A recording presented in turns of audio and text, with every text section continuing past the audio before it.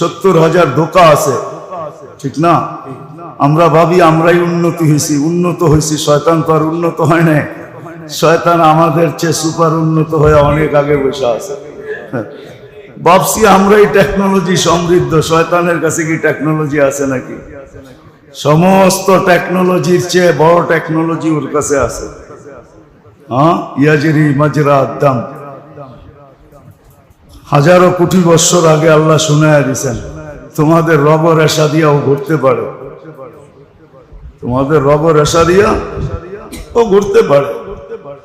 তুমি কোন জায়গায় আর থাকো, ও সব সময় তোমার কলবের ওইখানে বসে থাকে। আবার উদাহরণ দিয়ে বুঝাইছেন, মশা যেরকম শুং ঢুকায়া দিয়া রক্ত চষতে থাকে, ও তোমাদের দিলের ভিতরে শুং ঢুকায়া দিয়া বসে থাকে। যখন আল্লাহ স্মরণ করতে থাকে খানাসা, তখন এটাকে একটু বাহির করে রাখে, আল্লাহর জিকিরের আলোতে যেন এটা ধ্বংস না হয়ে যায়।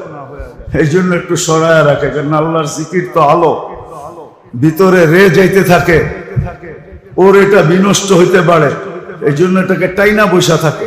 ওয়াইদা গাফালা ওয়াসওয়াসা, আর যখন গাফেল হয় তখন ঢুকায়া ওয়াসওয়াসা দিতে থাকে।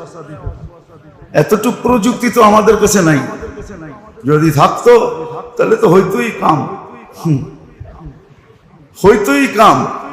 যে 1 সেকেন্ড পরে কি হবে নিজের এটা জানে না, তারপরও তো বাপ দেখাই এরকম চলে যে কিয়ামত পর্যন্ত বাঁচবে, কোনোদিন মউত কাছে আসবে।